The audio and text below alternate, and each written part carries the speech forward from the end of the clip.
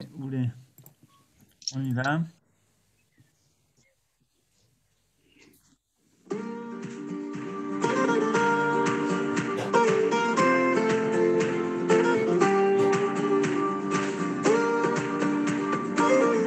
En direct sur Lilmod. Bonsoir à toutes et à tous. On est très heureux de se retrouver, comme chaque semaine, avec le Rav Menachem Ackerman pour continuer l'étude de la prière de Shacharit du matin de Shabbat.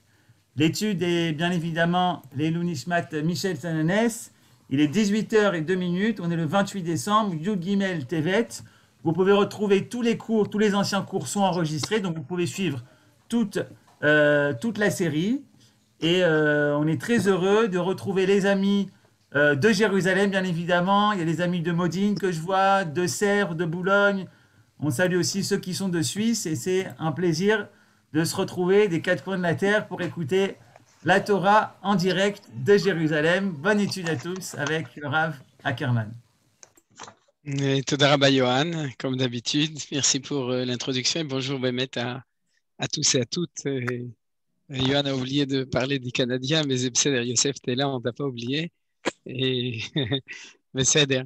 Alors, Bessimcha Rabba, malgré tout, pour donner une note un peu moins joyeuse, tu as dit le Nishmat Michel Sananes, je voudrais aussi le consacrer le Nishmat Esther Organ, Hachemi Komdama. Zichrona Livracha et aussi Aouvia, j'ai oublié son nom de famille,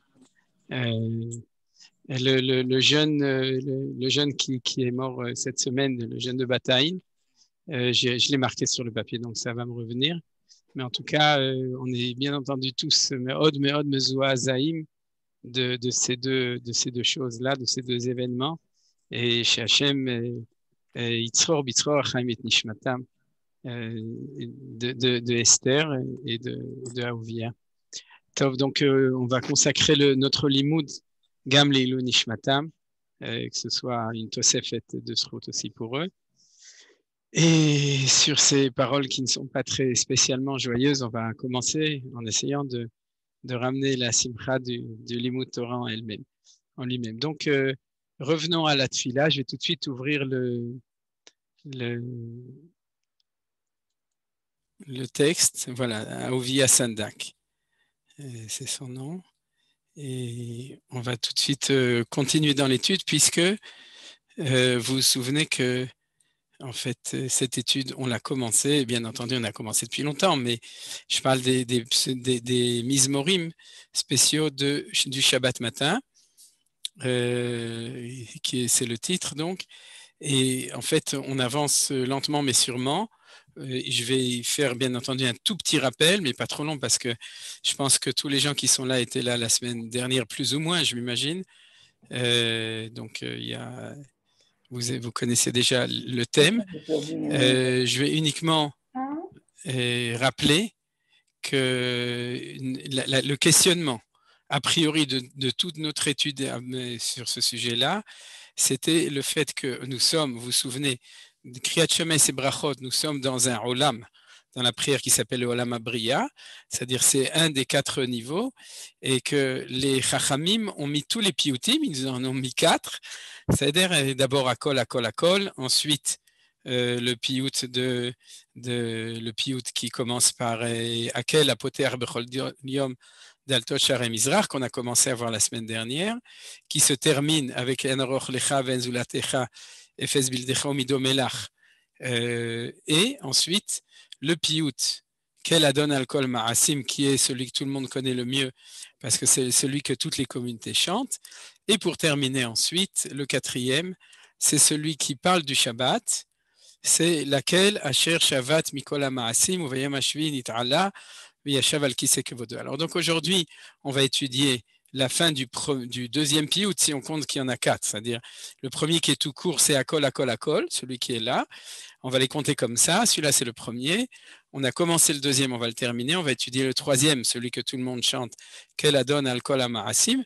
Et Bezrat Hashem, la semaine prochaine, on étudiera celui qui parle du Shabbat, le dernier. Alors pour l'instant, à part Youssef qui m'a envoyé un air marocain, un nigoun marocain sur la moitié, Je n'ai pas encore reçu le minag d'une communauté qui chante tout le piout. Donc, ce sera l'occasion d'inventer un nouvel air. Si vous connaissez, vous êtes invité à me l'envoyer. Je le transmettrai à tout le monde dans le cadre du cours. Donc, pour vous rappeler donc, le point d'interrogation était pourquoi est-ce que les Chachamim ont mis tous les piyutim dans la première bénédiction de Kriyat Shema? Pourquoi ne pas en mettre une partie dans la deuxième, à Avat Olam, ou dans le dernier, Emet Veyatziv, dans le dernier? Et la réponse qu'on est en train de développer depuis la semaine dernière, donc en fait, elle va nous accompagner tout le temps, puisqu'on va voir tout le temps des éléments qui tournent autour de cette idée, c'est que le premier nous parle de la nature, de l'ordre de la nature. Bien entendu, puisqu'on est dans le Kriyat Shema, on parle toujours de l'unité des valeurs. C'est pour ça qu'on parlait dans la nature du jour et de la nuit, Yotzeror uvechoshech, l'obscurité et la lumière et tout. C'est-à-dire on est dans l'unité des valeurs, mais dans la première bénédiction, on est dans l'unité des valeurs de la création. Et comme le Shabbat, et là je reprends toujours l'enseignement de notre maître de Manitou, étant donné que le Shabbat, c'est le jour où, d'un côté, au niveau de Akadosh Baruch Hu, c'est le jour où Dieu a rentré le monde dans cet ordre de la nature, c'est-à-dire je parle du Shabbat de Dieu. Je répète cet enseignement et chaque fois je dis que j'imagine que vous commencez à le connaître, surtout les anciens élèves de Manitou, mais pour les autres, vous pouvez faire référence à d'autres cours. Après, à la fin du cours, je pourrai encore l'expliquer s'il faut.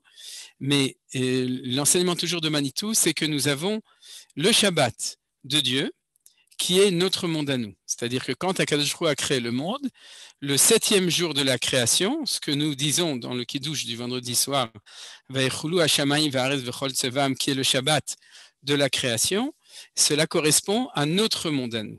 Par contre, nous avons notre Shabbat à nous de 24 heures. Le Shabbat de Dieu, c'est les 6000 ans de l'histoire de l'humanité. Alors cette idée de cette différence entre le Shabbat de Dieu, qui a 6000 ans, et notre Shabbat à nous qui a 24 heures, je fais référence, si vous voulez que j'y revienne, je suis prêt à la fin du cours, en espérant que malgré tout, c'est des notions que vous connaissez, c'est le Chidouche, le grand Chidouche de Manitou. Et donc, en fin de compte, pour l'expliquer, c'est comme ça.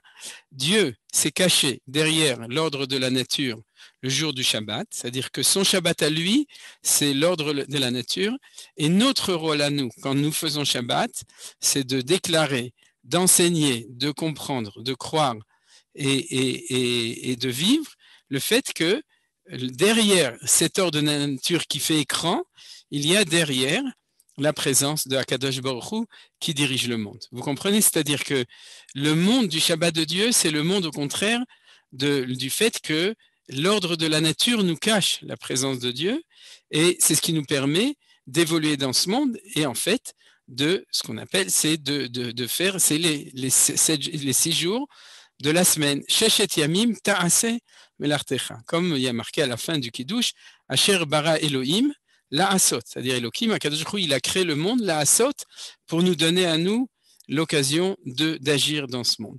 Et si on s'arrête le Shabbat, c'est pour dire que même s'il nous semble que Akadosh Baruch Hu n'est pas là parce que les lois de la nature sont, en fin de compte, sont autonomes, eh bien pas du tout. Derrière les lois de la nature, celui qui le dirige, c'est Akadosh Baruch Hu. Alors, vous comprenez très bien le lien entre cela, cet enseignement, et ce qu'on est en train d'étudier sur les piyutim de la première bénédiction.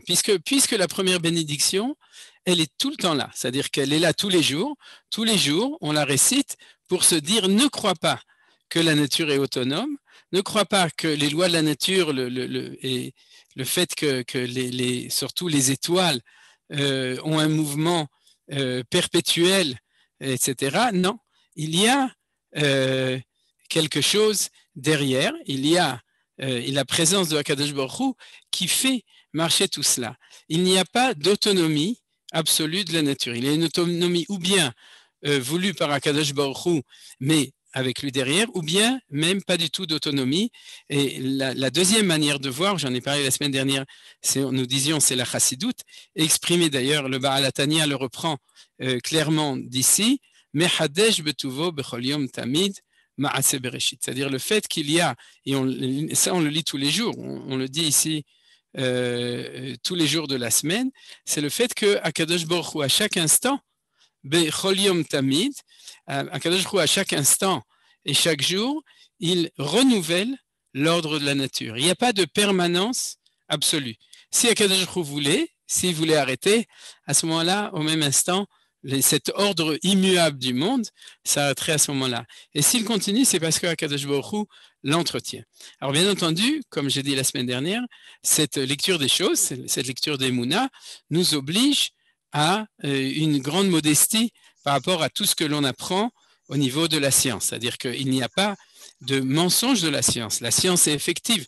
Le mouvement des étoiles, le mouvement immuable, les lois de Kepler, les lois etc. sont des choses, les lois de la gravitation sont des choses qui existent. C'est la volonté de Akadosh Baruch Hu quand il a fait ce monde de son Shabbat. Mais notre rôle à nous, c'est de témoigner de ce qu'il y a au-delà de ça, c'est-à-dire de ce qu'il y a au-delà de la nature, la métaphysique, la présence de Akadosh Baruch Hu qui fait marcher tout ça. Alors tout ça, c'était ce qu'on a vu déjà la semaine dernière et ce qu'on va continuer à voir maintenant. Alors cette insistance du fait des piyutim le Shabbat, c'est parce que en semaine, on n'a pas le temps de s'occuper de ça. Et puis en semaine, on est dans les shechet yemei ha'maaseh. C'est-à-dire on est dans les jours où on doit voir le monde tel qu'il est. Et on doit l'utiliser tel qu'il est. On doit réaliser la volonté de Akadosh Baruch Hu de vivre dans le monde, dans le Olam Ha'asiyah, c'est-à-dire le monde tel qu'il a, le monde des lois de la nature. Les exploiter, les comprendre, les développer, etc. Tout ce que l'homme fait dans la civilisation. C'est-à-dire, mais le jour du Shabbat où on s'arrête, c'est le jour où encore plus, parce que dans la semaine, bien entendu, dans la Tfilat Shacharit, avant de partir au travail, Yetze Adam la Avodato Ade Arev, c'est-à-dire avant de rentrer dans le monde de l'action, on dit dans la Tfila ce qui est en gris. C'est-à-dire, ce qui est en gris, c'est on se souvient que c'est Akadosh Baruch Hu qui dirige tout ça. Mais le Shabbat où on s'arrête de courir, c'est-à-dire on n'est plus dans le Eged boulot dodo, c'est-à-dire donc on rentre dans le monde de la contemplation. Alors le jour du Shabbat, le matin, quand on parle de cet ordre de la nature, alors il y a une plus grande insistance sur la reconnaissance de la direction, le fait qu'Akadosh Baruch Hu dirige tout ça, c'est-à-dire dirige son monde de manière effective. Alors on va reprendre ce que j'ai dit à la fin du cours la semaine dernière, c'est-à-dire qu'il y a ici une jonction entre la prière du Shabbat et la prière de la semaine qui est représentée par ces deux phrases, vous voyez, qui se ressemblent, qui ont l'air d'être... il faut que je mette ça... Voilà. Vous voyez ici, il y a deux phrases qui se ressemblent. Umeir la'olam kulo u'liyoshva shebamara b'midat harachamim, ameir la'arez ve'ladarim alea berachamim. Vous voyez qu'à la fin, il y a le mot rachamim, rachamim. J'ai déjà dit à la fin du cours, mais comme à la fin du cours, par principe, à la fin, on court toujours beaucoup plus vite. Donc, c'est les capitaines au long cours, c'est-à-dire tu as un long et après, ça devient trop court. Et alors, donc, c'est bien de reprendre. Ça nous fait une charnière entre le cours de la semaine dernière et le cours d'aujourd'hui. J'espère que pour vous, ça va aussi. Vous remarquez, Umeir, Hameir, Leolam Kulo Laaretz, donc ça, c'est un petit peu différent. Ulioshva Veladarim, ça ressemble parce qu'il y a Dar, c'est la gour en hébreu. Et du mot dar vient le mot dira.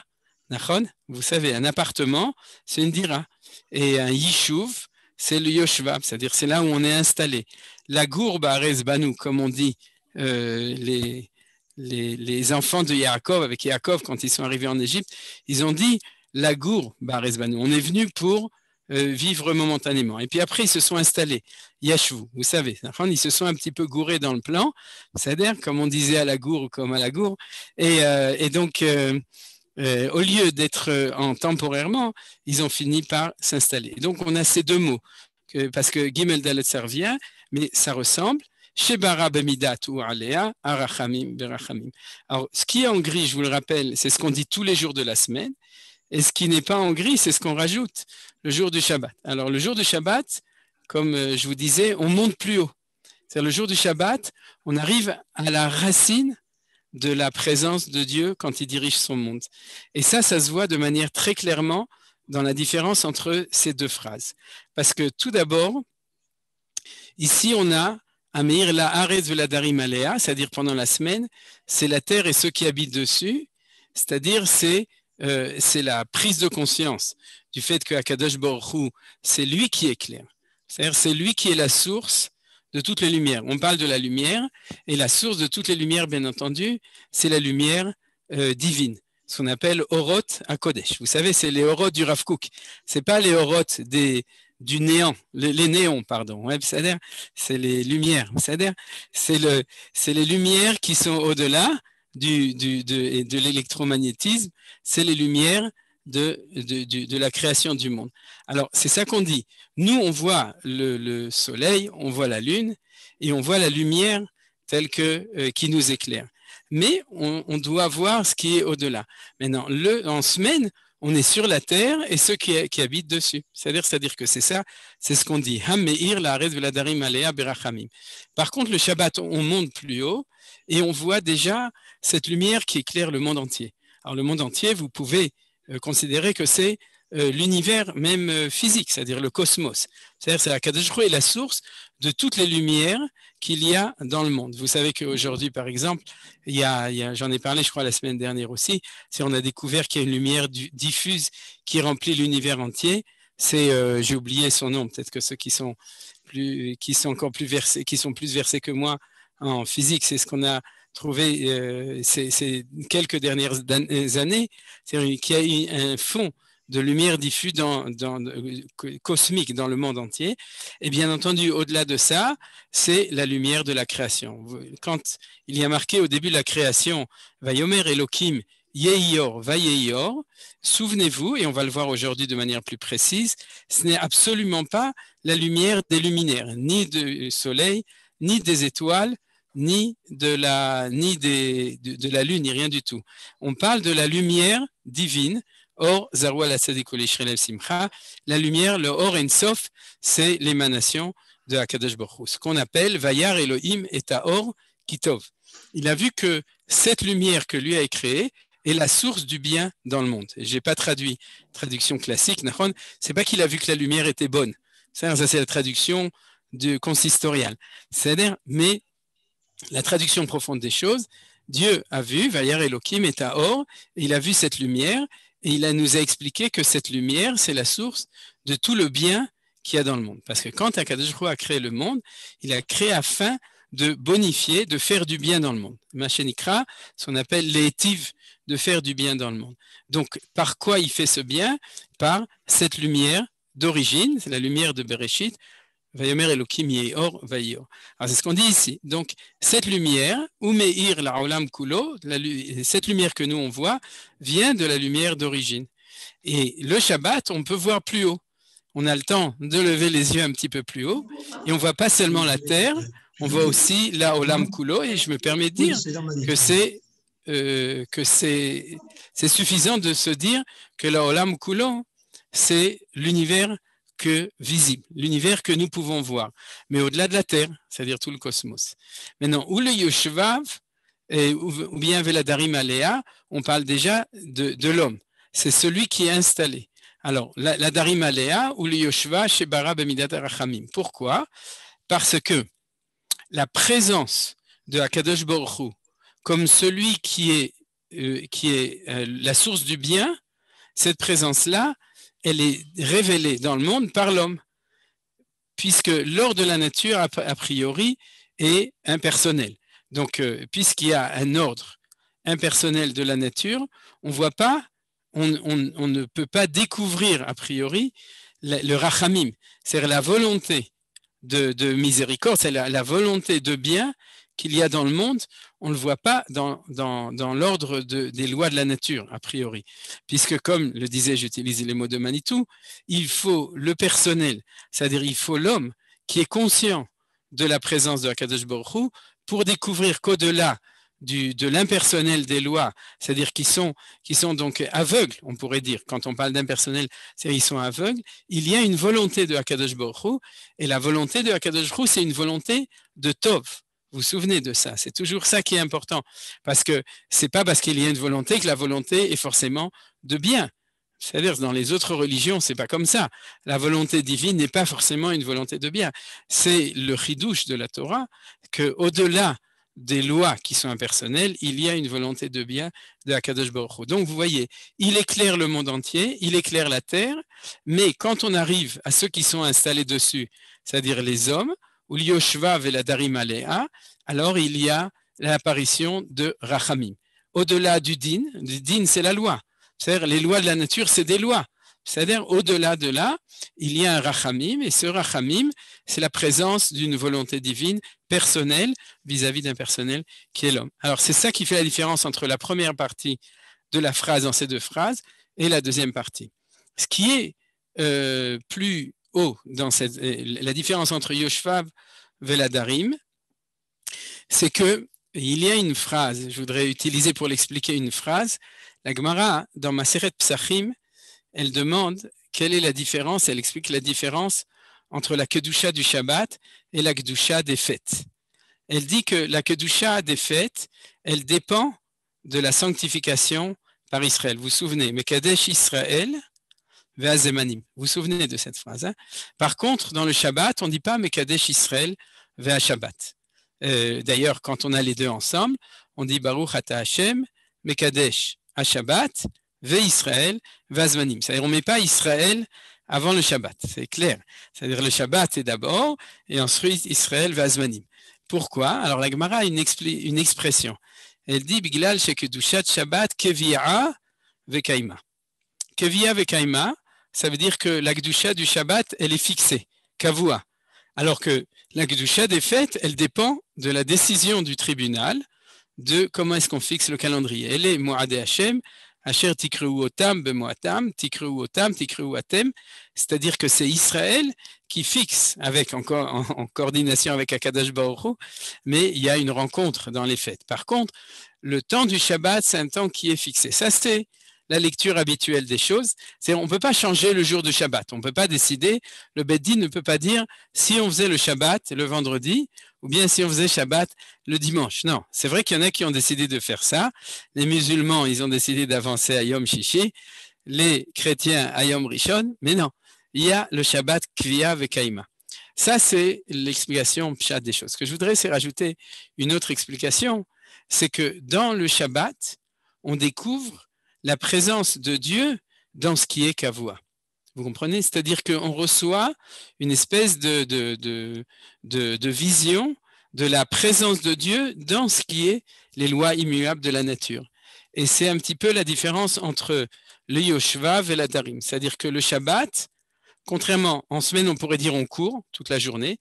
Non, et la Darim, on a une conscience de la présence de Dieu, mais on a une conscience qui est, on pourrait dire, qui est moins stable, puisqu'on a dit que la dour, c'est comme la gour, c'est quelque chose qui est temporaire, d'accord, ou qui n'est pas stable. Par contre, la yeshiva, c'est ce qu'on verra d'ailleurs dans les textes de la paracha où on a vu de la semaine dernière, la yeshiva est quelque chose de beaucoup plus fixe. On pourrait dire comme ça, pendant la semaine, on sait qu'Akadosh Baruch Hu, il est derrière, mais comme on court tout le temps, c'est quelque chose qui est beaucoup moins stable. Le Shabbat, on est Shabbat Menucha. C'est-à-dire le Shabbat, on est assis. On est le Shabbat, on a une stabilité. Mais dans cette stabilité qu'on appelle le Kavua avec Aïma, on permet aussi à la présence de Dieu dans le monde de la nature, de recevoir une plus grande stabilité. Donc c'est peut-être ça qui est en allusion avec le fait qu'ici il y a marqué Yoshev et ici l'ado. Et ça se retrouve dans le fait qu'ici on dit Bemidat Arachamim, alors qu'ici on dit Berachamim. C'est-à-dire Midat Arachamim, vous comprenez la différence. Il y a le fait d'être miséricordieux et il y a le fait qu'il y a la valeur de la miséricorde.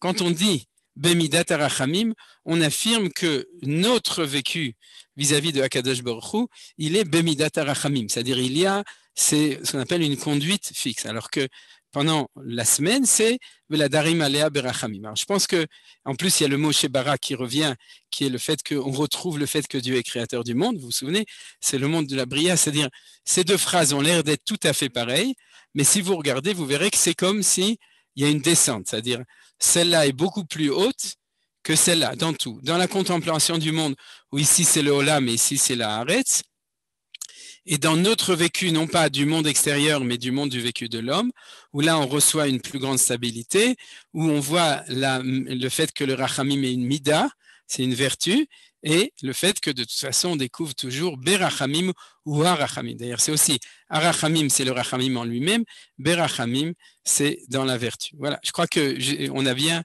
si vous n'avez pas de questions, on peut continuer. Nachon, c'est bon, on peut continuer? Vous êtes d'accord? Oui, je me dis, justement, je regardais Marc, je disais peut-être vous allez avoir une question. Qu'est-ce que tu veux dire, Marc? Oui, j'avais cru comprendre que Darim, c'était au contraire permanent. Non, c'est le contraire. Par rapport à Garim. Non, c'est la même chose. La dour ou la gour, c'est la même chose. Mais pourtant, on avait vu que la gour, c'était au contraire. C'est temporaire. Temporaire, oui. Oui, et la dour aussi. C'est la même chose.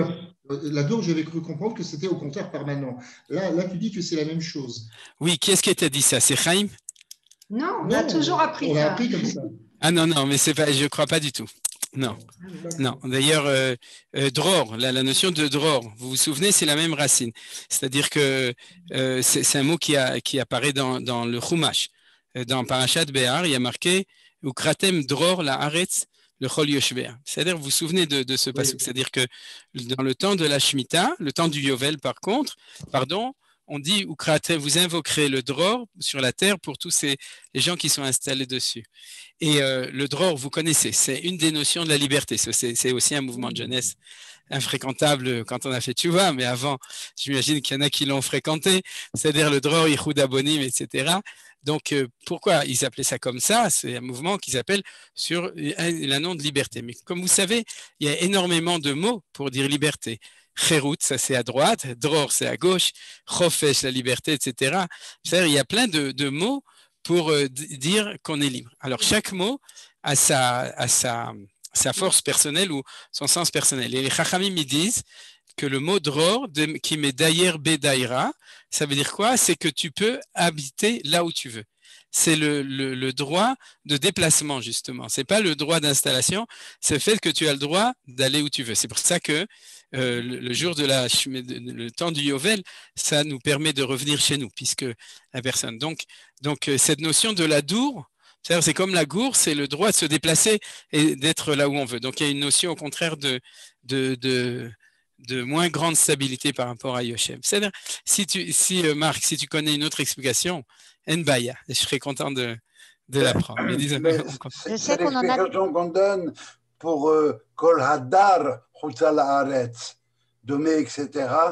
Alors, Kol Hadar, ça veut dire qu'il s'y est installé par opposition à Kol Hagar. Ah, ça veut dire c'est ça l'explication. C'est la référence. Mais Anienne, je ne connaissais pas. Moi, j'ai mes références à moi, mais d'accord. Kol Hadar, disons, je dirais dans l'autre sens. C'est-à-dire que Kol Hadar, parce que justement, Chutz Laaretz, c'est la dour. Mais c'est-à-dire, alors il faut construire une maison en dur, la dour. Mais c'est à vérifier. Disons que pour tout ce que j'ai appris jusqu'à maintenant, c'est comme ça. C'est-à-dire, je suis ouvert à d'autres explications. Dans la gour, il y a guerre aussi. Quoi? Dans la gour, il y a guerre. Étranger. Bien entendu, c'est évident. Guerre veut toshav, c'est ça. C'est-à-dire que c'est évident que le mot guerre, la gour, il y a une fragilité, c'est-à-dire une non-installation des choses. La question, et le Yoshev, c'est évident que c'est stable. La question, c'est sur la dour. Alors, je ferai des shiurei bayit. Oui, Yoëlla. Bon, je sais qu'on en a déjà beaucoup parlé, mais j'ai toujours pas compris le Shabbat de Dieu. Parce que s'il s'est retiré en disant à la nature, bon, ben, démerde-toi, c'est je t'ai fait pendant 6 jours, maintenant c'est ton tour. Bon, alors il est au Shabbat, mais s'il continue à faire et à diriger et à changer les lois, etc., alors c'est pas le Shabbat, parce que Shabbat on fait quoi? Alors j'ai pas compris. J'ai besoin d'expliquer. Non plus, j'ai pas compris. Alors, Yoëlla, répète bien la question parce que je veux comprendre ce que tu n'as pas compris. J'ai pas compris ce que c'est que le Shabbat de Dieu. Ah, ok, mais c'est d'accord. La question que tu as posée, c'est pourtant Akadosh Baruch Hu, il fait des miracles et il change l'ordre de la nature. Alors, ce que Manitou disait là-dessus, c'est qu'il disait que quand il y a Pikuach Nefesh, on a le droit d'être Mechalel Shabbat. et que quand Akadosh Baruch Hu, il fait des miracles qui changent l'ordre de la nature, il ne le fait que quand il y a Pikuach Nefesh, danger. Comme par exemple au moment de la sortie d'Égypte, il fallait faire un sauvetage à cause du fait que les Béné Israël étaient aux 49e porte de l'impureté. C'est-à-dire qu'on ne pouvait plus attendre.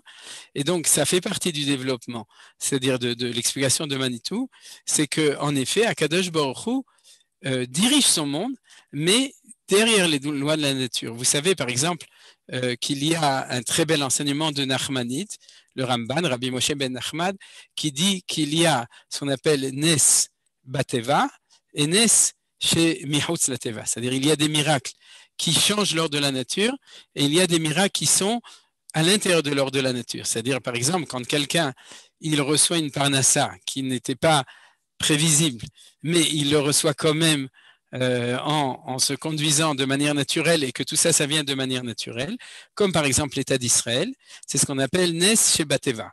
L'État d'Israël, on n'a pas vu, peut-être pendant la guerre des séjours, mais en gros, en général, on n'a pas vu des miracles comme au moment de la sortie d'Égypte. Même pendant la guerre des séjours, on n'a pas vu. C'est-à-dire que Dieu intervient, mais il intervient tout le temps. C'est-à-dire que dans le monde du Shabbat de Dieu, ce n'est pas un monde où il a disparu. C'est un monde où il se cache derrière les lois de la nature. C'est-à-dire que c'est l'interface entre lui et nous dans le monde de nature, c'est la nature. C'est-à-dire, c'est comme Yaakov Avinu, il a semé, il a reçu 100 fois plus, mais il a quand même semé naturellement, et il a reçu naturellement. Il n'a pas reçu un chèque signé par Ribono Shel Olam en disant voilà, je te donne 100 fois plus.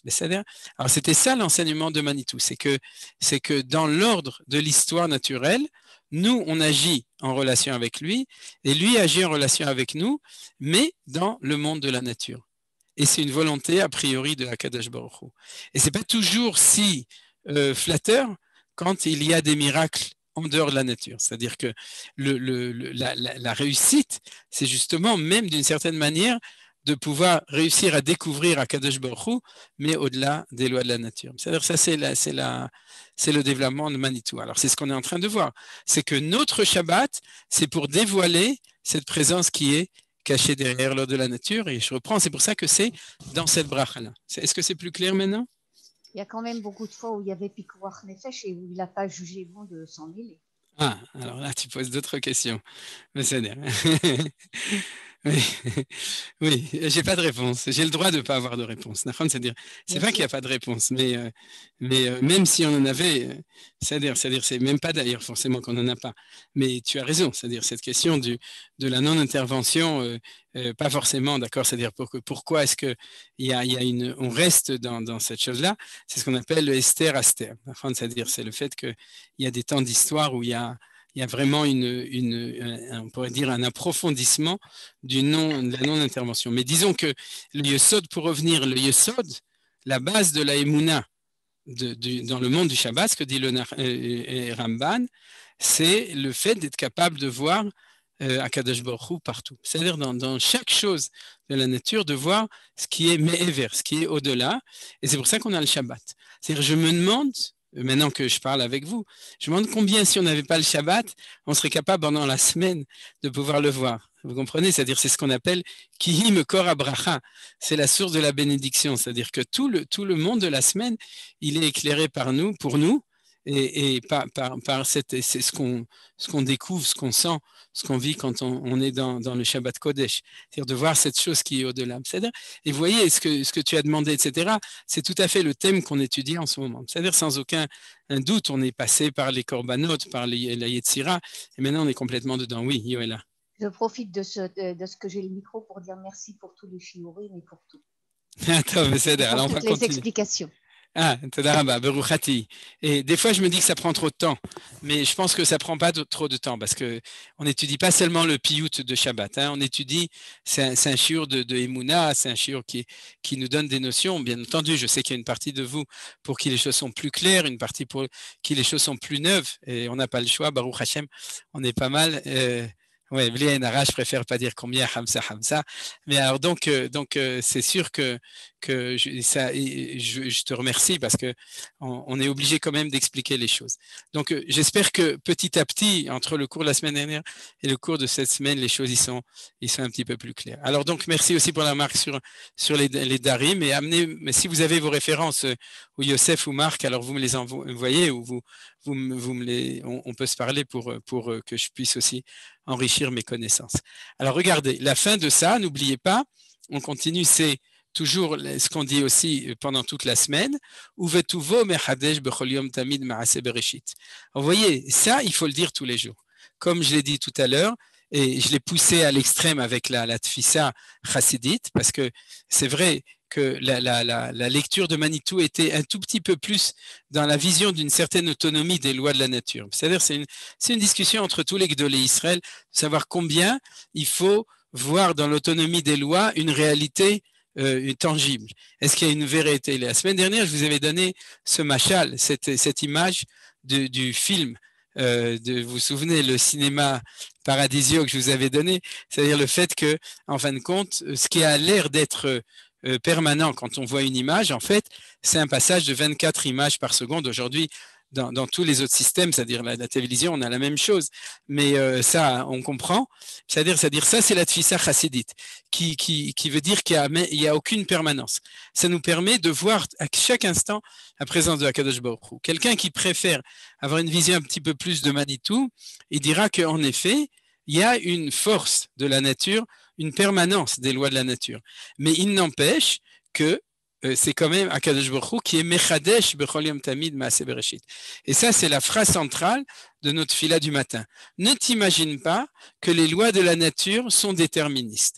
Ne t'imagine pas que s'il a été décidé qu'il y a le corona et qu'il y a un machin comme ça qui se promène avec des mutations, etc., c'est que Akadosh Baruch Hu, il a oublié de s'occuper de nous et que tout ça, c'est le fruit du hasard, des statistiques, de la probabilité, des mutations, etc. Non, Akadosh Baruch Hu est derrière la nature à chaque instant et à chaque moment. Ça, il faut se le rappeler tous les jours. Et ce qu'on dit, Mechadesh bechol yom tamid maaseh bereshit. C'est pas qu'il a créé une fois, il y a 6000 ans, ou il y a pour les autres des millions d'années, et que depuis, il est en train d'étudier dans son kollel, dans le ciel, il laisse le monde tourner. Mechadesh bechol yom tamid maaseh bereshit. Tous les jours, à chaque moment, mais tous les jours, Akadosh Baruch Hu, il est Mechadesh. Vous savez ce que c'est que la notion de Mechadesh? Mechadesh, c'est vraiment la notion d'un renouveau permanent. C'est-à-dire entre la notion de Shinouï et de Hidush. Hidush, c'est un renouveau permanent des choses. Maintenant, quelle est la finalité des choses? C'est que, de nouveau, les lois de la nature, c'est une loi. Les lois, c'est impersonnel, c'est déterministe, ça peut être même cruel, parce que chaque notion d'impersonnel, il y a une difficulté dedans, c'est-à-dire c'est aveugle. Or, si Dieu est derrière tout, alors il y a le bien qui apparaît derrière, et c'est pour ça que j'ai mis en jaune ce mot uvetuvo, parce que c'est ça qu'on dit. Si nous sommes soumis aux lois de la nature, alors le bien n'existe pas vraiment dans le monde. C'est-à-dire, puisque c'est le fruit du hasard et de la nécessité, une fois c'est bien, une fois c'est pas bien, une fois ça fait un tsunami, et puis une fois ça fait une bénédiction. Mais tout ça, c'est, comme vous le savez, dans la philosophie qui met en exergue la nature comme fondement de l'explication du monde, tout ça, il n'y a pas de bien derrière. Et cette notion que Akadosh Baruch Hu a créé le monde, Beratson Le'etiv, dans cette volonté de faire le bien, il se découvre dans le Chidush. Ou Mechadesh Betuvo Bechol Yom Tamid Maaseh Bereshit, donc, ou Vetuvo. C'est-à-dire, ça revient avec le Rachamim, mais c'est la conclusion de tout ça, que ce soit le Shabbat ou que ce soit pendant la semaine, c'est la phrase centrale de cette fila. Alors, on va continuer. Marabou, Maasecha Adonai, Kulam Bechorma Asita, Maala Aretz Ki Nianecha. Et quand nous disons ça, on dit combien sont nombreux tes actions, Hashem Elokecha, tu les as toutes fait Bechorma, et toute la terre est remplie de Kinyanecha, de ce que tu as fait. Alors, ce qui est peut-être très important ici, c'est la suite, c'est la notion de Rabou par rapport à Bechorma. Dans la Kabbalah, la Chorma, c'est la première sphira. Et plus le faisceau est haut, plus la pluralité en bas des différentes émanations et pluriel et multiple, etc. Donc le marabout, ouais, n'allez pas chercher des marabouts, mais c'est-à-dire c'est le marabout, c'est-à-dire combien sont nombreux tes actions Hashem Elokecha, parce que la source est tellement haute, c'est ce qu'on appelle le chokhmah. Seu enechem marom urumi baraele kulam bechokhmah asita. C'est-à-dire que tu as tout fait par la chokhmah.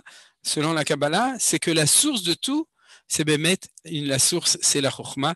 La Chokhmah, c'est la première sphira qui sort de l'infini de Akadosh Baruch Hu. Et c'est ce qu'on dit ici, c'est que tout ce que tu as fait provient de la Chokhmah. Alors, on va continuer. C'est-à-dire, ça, c'est la conclusion. Et ce que je voudrais, c'est en fait faire une toute petite analyse sans traduire les phrases qui sont tout de suite après et qui nous permettront malgré tout de le faire. Il y a un mot qui revient, c'est le mot Olam. Vous voyez, c'est pour ça que je l'ai marqué ici en bleu, d'une autre couleur pour pouvoir faire différencier les différents sujets dont on parle. Et il va revenir 5 fois jusqu'à la fin de ce piyut. Il y a marqué Umeir la Olam Kulo, première fois. La deuxième fois, Amfar va mitnasem imot Olam. Ensuite, Elohe Olam. Et ensuite, En aroch lecha Hashem Elokecha ba'olam hazeh, lechaya olam haba. Vous voyez, alors on va utiliser ça pour mieux comprendre la prière de ce piyut. Et c'est comme ça qu'on va, en fin de compte, terminer l'étude de ce poème. Vous avez vu donc le ski en gris est intégré à l'intérieur. Au-dessus, on a 3 lignes de Shabbat. Et après, on a 5 lignes aussi de Shabbat qu'on chante aussi souvent. Et En aroch lecha Hashem Elokecha ba'olam hazeh, etc. Alors, qu'est-ce qu'on voit? C'est quoi le mot Olam? Le mot Olam, c'est-à-dire, a priori, c'est le monde. Mais il veut dire autant le monde dans le sens de l'univers géographique que dans le temps. Puisque Baruch Hashem, Mina Olam, Ve'ada Olam. C'est-à-dire, ou bien le Olam, c'est éternellement. C'est-à-dire, mais par contre, le Olam, le monde, c'est-à-dire, s'appelle aussi comme ça. Alors, ça veut dire quoi? C'est que les différents niveaux de l'infini, on pourrait dire, où se trouve, ça s'appelle des olamot, le olam. Et d'ailleurs, comme je vous avais souvent cité au nom de Rabbi Moshe Cordovero, que vous connaissez sûrement aussi, le Ramak, il dit que la racine du mot olam, c'est aliyah, c'est la halot. C'est-à-dire le même est en plus, mais le principe général de ce mot, olam, ça veut dire qu'on monte, on monte, on monte. Donc, qu'est-ce que ça signifie? Ça signifie que le monde n'est pas tel qu'il est, mais quand je vois un monde, je dois savoir que mon rôle et la volonté de Akadosh Baruch Hu, c'est que toutes ces dimensions, elles s'élèvent, c'est-à-dire d'élever ces dimensions. Alors, ce qui est intéressant, c'est que justement, le premier, c'est la dimension géographique. Umeir la olam kulo, bien entendu, c'est avec les astres, c'est dans l'espace. C'est-à-dire, vous voyez, c'est-à-dire ce premier olam, c'est ce qu'on appelle le olam au niveau de l'espace. Par contre, le deuxième, puisqu'il y a marqué mimot olam, c'est quoi? Le temps. Dans le temps. Il y a fait mot. C'est-à-dire que on s'élève de la forme de notre observation qui est celle de l'espace à celle qui est celle du temps. Laquelle des deux est supérieure? C'est celle du temps. C'est-à-dire l'espace et le temps sont les deux formes a priori de notre monde, mais celle du Zman, c'est-à-dire le temps, est quelque chose qui est supérieur à l'espace, dans sa spiritualité, dans sa possibilité de la révélation de la présence de Akadosh Baruch Hu.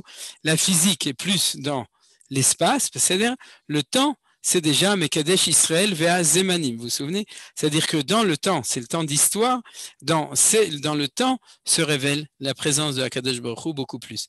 Donc on a tout d'abord, puisqu'on observe le monde, on a d'abord le Makom et ensuite le Zman. Et ensuite, on a le Olam de l'homme, c'est-à-dire l'univers humain. Où c'est ici, regardez. Elohe Olam Berachamecha Arabim Rachem Alenu. Et miséricorde sur nous. Adon Uzenu. Le maître de notre force, Tsur Misgavenu, le rocher de notre, qui est notre Misgav, je ne sais pas comment dire, Misgav Magen, celui qui défend Ishenu, notre délivrance, Misgav Ba'adenu, celui, j'ai oublié ce que c'est, comment on traduit le mot Misgav, c'est peut-être la puissance, la supériorité, Ba'adenu qui est pour nous. Donc vous voyez, jusqu'à là, on était dans la description, en fin de compte, dans la description depuis le Ensof. Depuis le Ensof, on est dans les... On était La protection, pardon. La protection, Nachon. Todaraba, Margalit. Un refuge. Ouais, le refuge, Nachon, c'est aussi bien, très bien. Donc, toutes les organisations juives, le refuge, la protection, etc. Donc, vous voyez, mais c'est comme ça. C'est-à-dire que dans cette phrase, on commence avec l'univers géographique, on passe à l'univers du temps, on est toujours de nouveau, bien entendu, on avait les Yoshua et les Darim, Aléa, etc.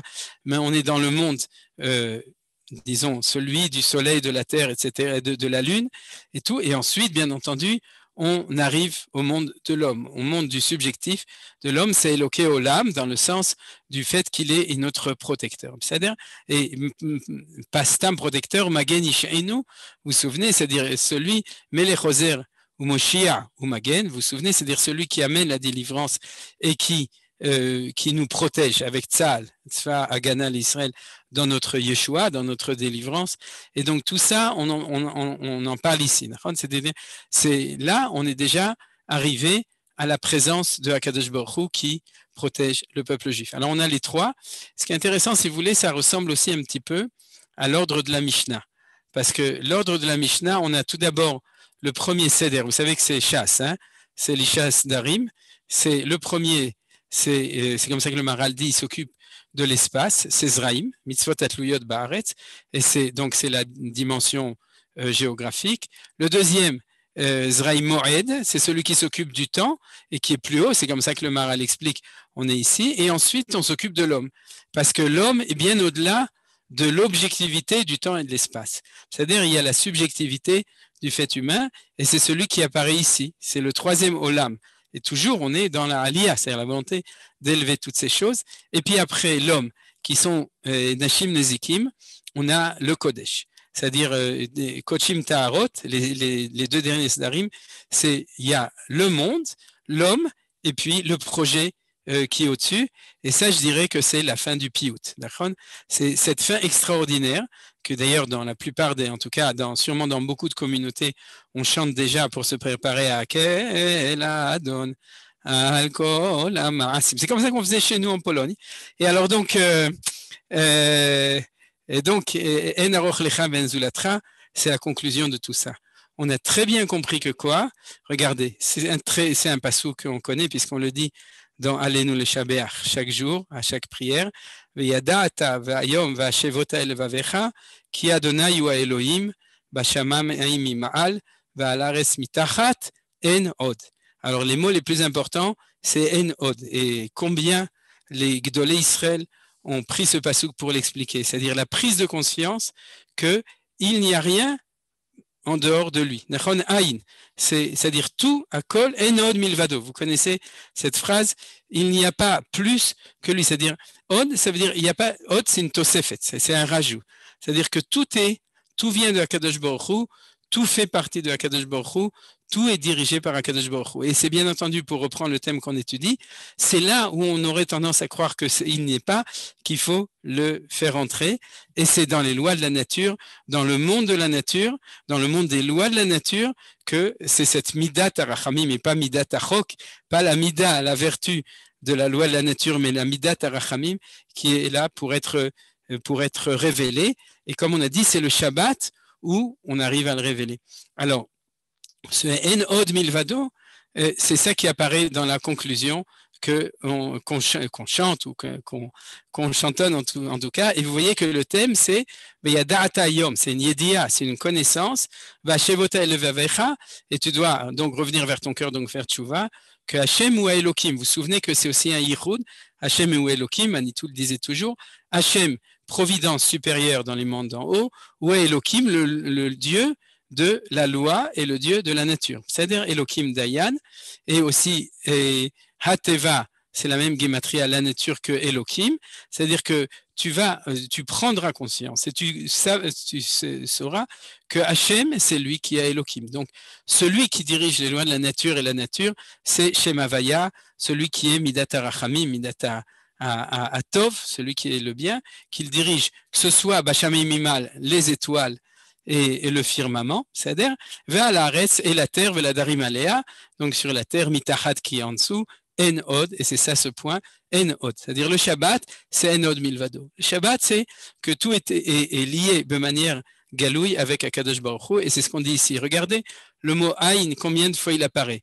En aroch lecha, ve'en zulatra, efes, qui veut dire la même chose. C'est-à-dire, efes biltecha, ou midomelach. Alors, ça, c'est, et ici, dans le Nusach Ashkenaz, c'est-à-dire dans le Nusach Sfarad, on reprend ça. En aroch lecha, c'est la première phrase.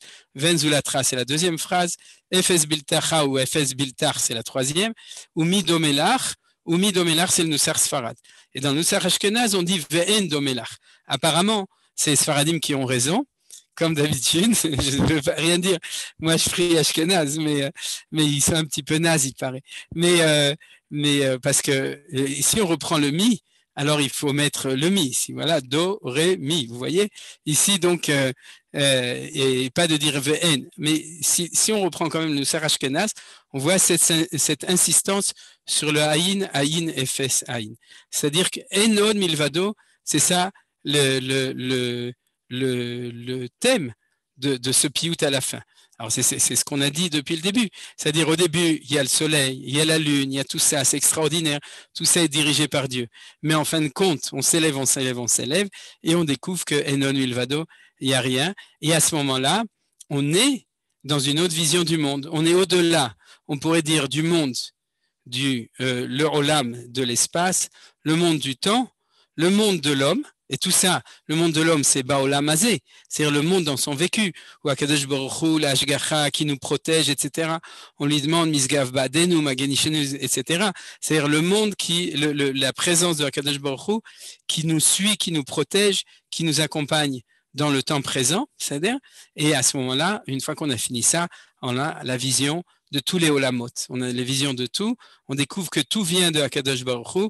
Et à ce moment-là, on a le olam hazé, le olam haba, Yemot HaMashiach et Triat HaMetim. C'est-à-dire toute l'histoire, mais pas dans le sens de l'histoire de ce monde-ci, qui était auparavant, mais l'histoire de tout le projet de Akadosh Baruch Hu. Tout ça est vu dans une grande vision à ce moment-là, avec ce haïn. C'est-à-dire ce haïn, qui est le même mot que Ani. C'est-à-dire, mais parce que dans le haïn, dans le néant de quelque chose d'autre, alors on peut découvrir le Ani, c'est-à-dire la présence de Akadosh Baruch Hu qui est à l'intérieur de tout cela. Alors vous voyez, je pense que c'est ça que je voulais vous expliquer sur ce piout, comment est-ce qu'il termine en apothéose, et on va passer au suivant puisqu'on a encore 7 minutes pour l'étudier. Alors bien entendu, je ne pense pas qu'on aura le temps d'étudier tout le piout en 7 minutes, mais on va déjà commencer. Dans la structure des choses, la question, je voulais demander, c'est pourquoi est-ce que toutes les communautés chantent celui-là et ils ne chantent pas forcément celui d'avant. Je n'ai pas dit qu'il n'y en a pas qui le chantent, mais en tout cas, celui qui est chanté. Alors pourquoi? Parce que c'est le même sujet. Mais dans le premier, à quel apothéar on décrit. C'est-à-dire qu'en fin de compte, c'est un cours de Emouna.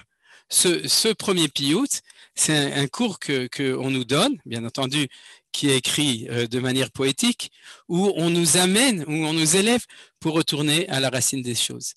Dans le langage des Mekoubalim, c'est-à-dire qui est repris, par exemple, vous le verrez dans le Ben Ishraï, dans le langage des Mekoubalim, c'est d'élever le monde de la Bria à un niveau supérieur par la Gdusha de Shabbat. Ça ressemble à ce qu'on appelle la Tosefet Shabbat, c'est-à-dire la Tosefet Gdusha, c'est un rajout de Gdusha, traduit en bon français, c'est le fait d'élever les choses à un niveau supérieur, de sentir qu'on est beaucoup plus haut, et c'est bien ce qu'on a vu maintenant. Alors, on a eu le cours. Maintenant qu'on a eu le cours, c'est-à-dire la description de ce qu'Akadosh Baruch Hu fait, alors, à notre tour, à nous, c'est quoi? C'est de chanter une louange. C'est-à-dire, dans quel adon, on loue Dieu. La première fois, on l'a acheté, et la deuxième fois, on le loue. C'est Yamala Ares Kinyanecha. Vous voyez, c'était un kinyan. Donc, et maintenant, on le loue. Vous savez, à Jérusalem, tout est cher. L'homme chané, qu'on achète ou qu'on loue. Dieu soit loué. C'est comme ça. Donc, maintenant, on va chanter les louanges. Et ça explique pourquoi ce piout. C'est le piout qui est chanté par toutes les keilot. J'espère que Johan, s'il nous entend, il a préparé pour terminer un petit air spécial pour terminer dessus. Très spécial. Très spécial, Johan. Il a fait kol hakavod. Donc, elle a donné kol ma'asim. Ce qu'on va voir de la preuve d'ailleurs que c'est un vrai piout, c'est que c'est du sérieux. Et je vous rappelle que le Zohar le commente. à la fin du DAF Mekorot que je vous ai envoyé. Vous pouvez le retrouver et je peux l'envoyer personnellement, mais il se trouve dans le cours. Je t'enverrai Johan pour que tu l'envoies sur les différents groupes. À la fin, j'ai mis le Zohar traduit aussi en français, traduction française du Zohar sur ce texte. Mais pour vous dire que si le Zohar commente ce texte en disant que c'est un texte absolument sublime, grandiose, etc., c'est que c'est sublime et que c'est grandiose. C'est-à-dire que ça fait partie des sources, on pourrait dire, très anciennes de la poésie hébraïque, et qu'il y a des kavanot, des intentions dedans qui sont extrêmement sublimes. Je parle de tous les textes, hein, c'est-à-dire de tous ces textes qu'on est en train d'étudier. Tous ces textes sont commentés par le Zohar. Alors, qu'est-ce que le Zohar dit sur ce texte? Première remarque, c'est qu'il est en acrostiche. C'est-à-dire, donc il faut s'accrosticher. Accrochez-vous, comme on dit. C'est-à-dire, si c'est du Zohar, parce que il est selon un aleph bet. Alors, vous voyez, quel Adon al-Kol Maasim, donc Aleph, Bet, Gimel, Dalet, etc. Donc il a été signé jusqu'à un taf. Vous voyez, Tifer et Tugdila, Srafim, Chayot, Vofani à Kodesh, c'est-à-dire que tout est. Maintenant, qu'est-ce qui est intéressant, et c'est uniquement de cela que je vais parler aujourd'hui, c'est le fait que pendant la semaine, on aurait dû le mettre aussi en gris, bon, j'y arriverai pas aujourd'hui parce que c'est de l'autre côté, c'est qu'on dit un autre acrostiche, c'est El Baruch. Gadol dea, echin ufa'al zaore hama, tov yetzar kavod lishmo, meorot natan sevivotuzo, pinot sevav kedoshim romeh shadai tamid, mesabrim kevodel ukdushato. C'est-à-dire qu'on a un acrostiche de Chol et un acrostiche du Shabbat. C'est-à-dire sur les mêmes choses. Alors c'est là-dessus que parle le Zohar. Pourquoi quelle est la différence entre l'acrostiche du Shabbat et l'acrostiche du semaine? Alors pour faire un petit peu de littérature, remarquez que dans les 4 premiers, non seulement on a un acrostiche, mais on a le même mot. Quel, Baruch, Gadol, Gadlo, Gdolo, Dea, Dea. Après ça va plus. Après ça se sépare. Mais en tout cas, les 4 premiers qui sont la première strophe du Piyut de Shabbat, alors on a exactement les mêmes mots, le même thème dans la semaine et dans le Shabbat. Alors là-dessus, je regarde la montre, il me reste 3 minutes. Je vais commencer. Le Zohar nous dit quelque chose comme ça. Il dit que l'alphabet, vous savez, l'alphabet c'est extraordinaire. C'est avec ça que le monde a été créé. C'est avec ça que le Beth Amikdash a été construit. Yada, Betzalel, les Tzaref Otiot, Shebem Nivrou Shamaim Vaaretz. C'est-à-dire que les lettres de l'alphabet hébraïque sont les briques de la parole divine, puisque le monde a été créé par 10 paroles, et que toute la Torah, c'est la parole de Dieu, et que l'homme s'appelle Ve'yadam, le Nefesh Chaya, c'est-à-dire un être vivant dans le sens le Ruach Memalela, le fait que l'homme est l'homme qui parle. La parole, vous le savez, la parole, c'est ce qui fait la présence de Dieu dans le monde. Alors, si la parole doit être en hébreu, bien entendu, c'est-à-dire le Lashon HaKodesh, la langue qui est le véhicule de la présence de Dieu dans le monde, c'est le Kodesh, les briques du Lego. Lego, parce que voir les choses de l'intérieur, c'est mille go en araméen. C'est-à-dire, c'est de voir les choses de l'intérieur. Il y a 1000 bar et 1000 go. Donc, ces briques, c'est-à-dire, les autres, ils pensent aux briques à l'œuf, c'est-à-dire chacun avec sa culture. Mais en tout cas, ces briques avec lesquelles on construit toute la parole dans le monde, c'est les lettres de l'alphabet. Donc, ce n'est pas du tout quelque chose qu'on apprend quand on est en Kita Aleph, uniquement pour pouvoir être capable de lire. C'est la matière première de la présence ou de l'existence et la présence de la divinité dans le monde, c'est les lettres de l'alphabet. Et c'est de ça que parle le Zohar à propos de cela. Il y a ce qu'on appelle dans la Kabbalah la lettre en elle-même, le miloui et le miloui du miloui. Alors ça veut dire quoi? Ça veut dire que par exemple, si on prend le Aleph, on peut écrire un Aleph, ou on peut écrire Aleph Lamed Pei. Et c'est ce qu'on appelle, on a le miloui. Et sinon, on peut dire Aleph, Aleph, Lamed, Pei, Lamed, Lamed, Mem, Dalet, et Pei, Pei, Hey. Vous m'avez suivi, c'est-à-dire que, en fin de compte, peut-être que je vais le marquer ici pour que tout le monde comprenne. Je vais le mettre ici, hein, vous me permettez, je l'effacerai après. On peut écrire en Miloui du Miloui, Aleph, Lamed, Pei. Vous voyez? C'est-à-dire qu'en fait, j'ai écrit le mot Aleph, on peut l'écrire Aleph. On peut l'écrire aussi Aleph. C'est-à-dire, et on peut l'écrire, prendre celui-là lui-même et le développer. Zut, je vais revenir en arrière. J'espère que vous avez compris l'idée. C'est-à-dire, il y a un développement qu'on appelle le miloui. C'est-à-dire, le miloui, c'est un développement. En fait, c'est quoi?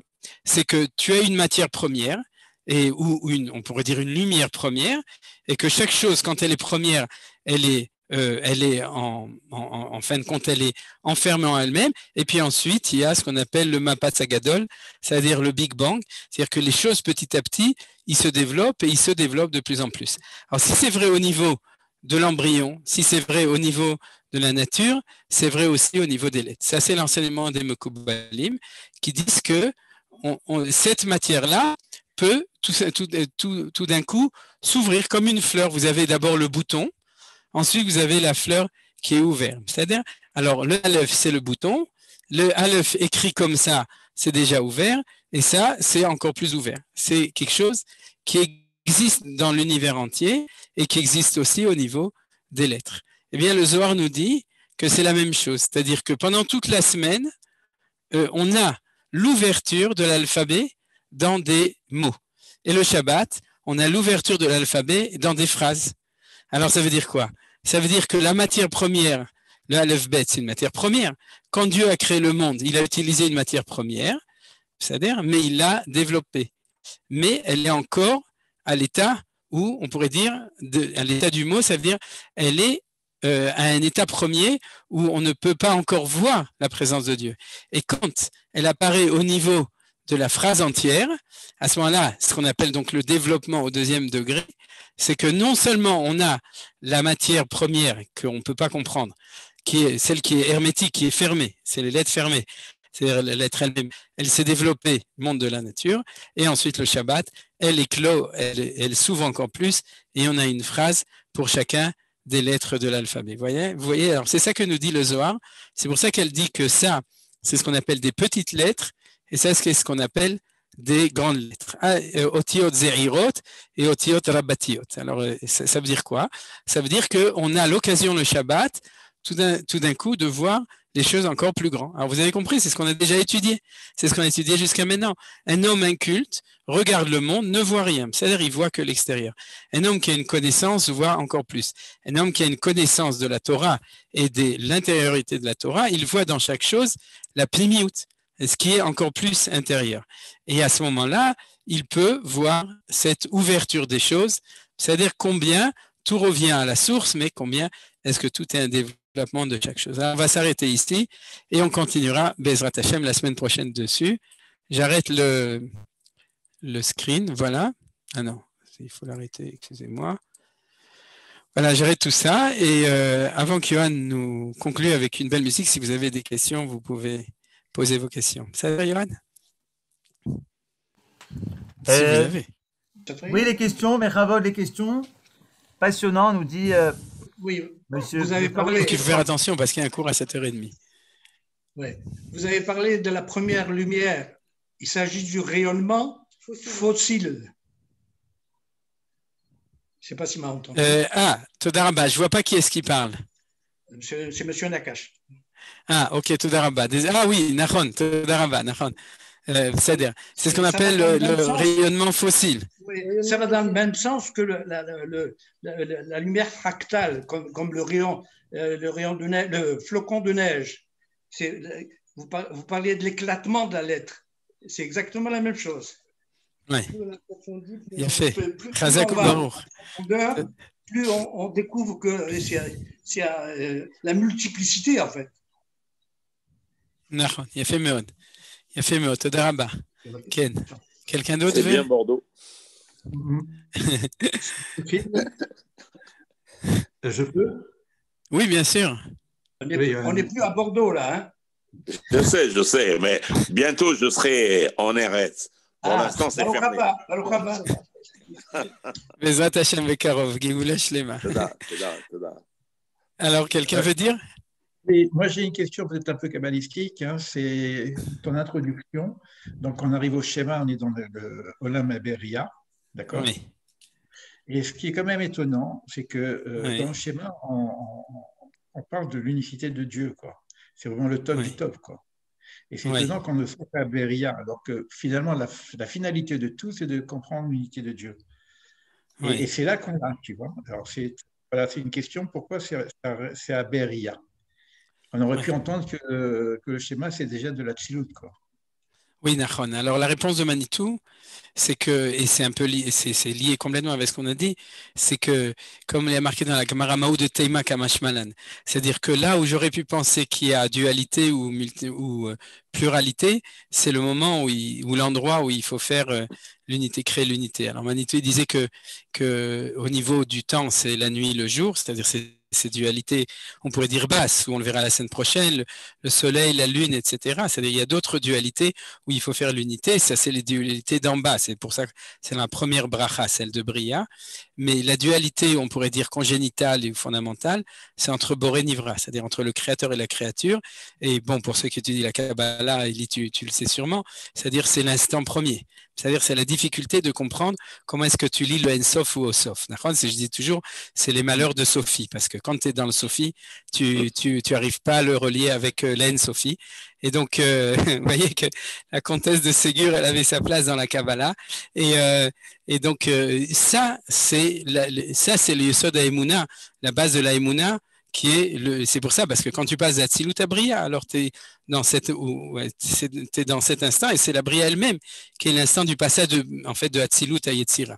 Et c'est pour ça que ça, c'est la base, on pourrait dire c'est la source de toutes les unités, ou des besoins d'exprimer l'unité, et ça c'est le summum au niveau du chemin, mais bien entendu, dans le chemin, une fois que tu es arrivé là-bas, tu descends et tu fais tous les Yichoudim. Vous vous souvenez, quand on fait Yichoud Mashiach ben Yosef, Mashiach ben David dans la Parashat Hashavua, on est aussi, tous les Yichoudim, ils ont une source de Yichoud, et c'est là-bas. Voilà, ça c'est réponse à ta question.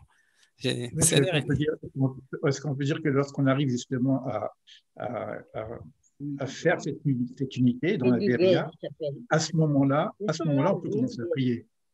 On commence à prier. C'est très beau ce que tu dis.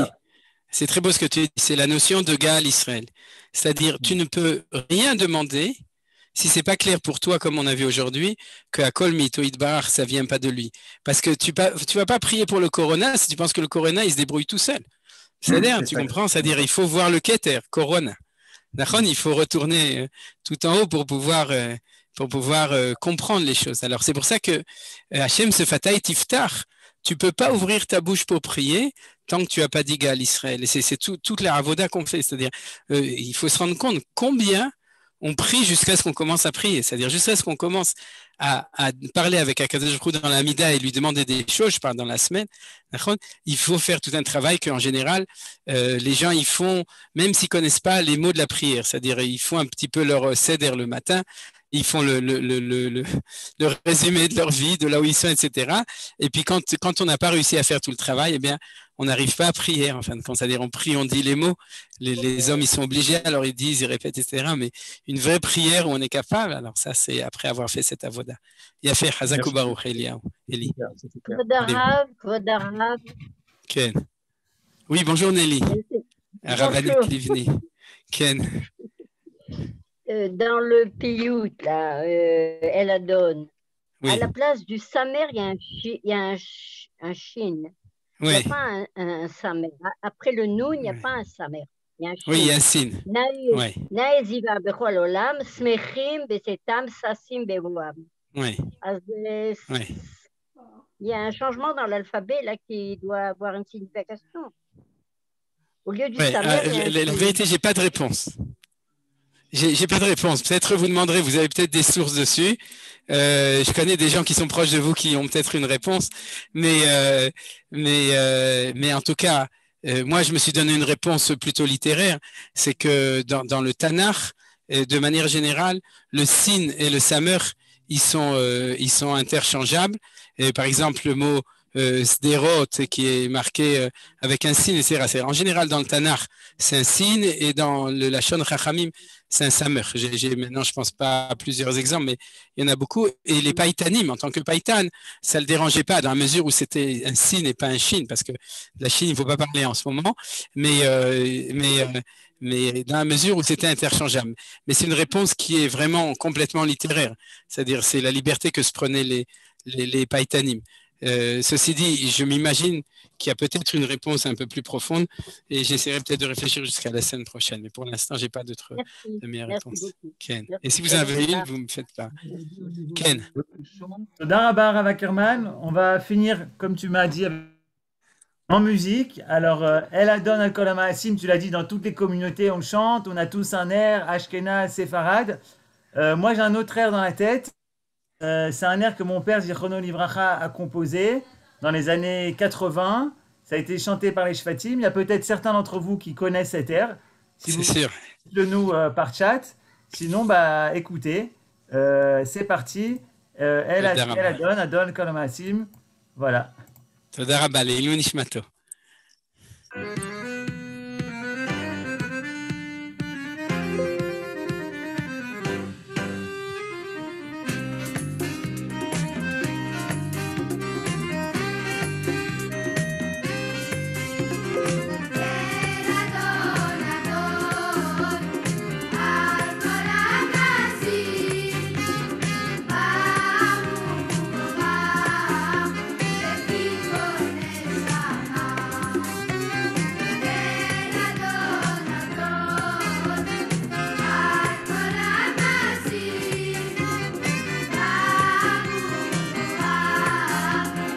לפי כל נשמה.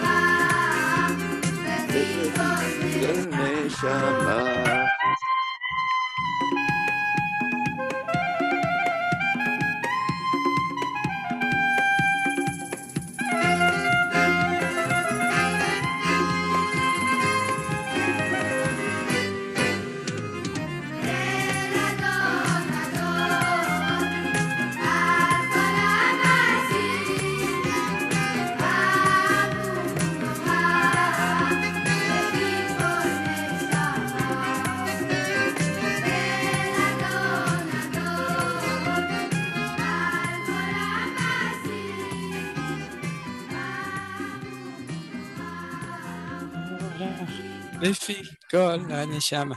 טוב, אז להתראות על tout le monde. תודה רבה, יוהן, שבאמת יהיה לעילוי נשמתו.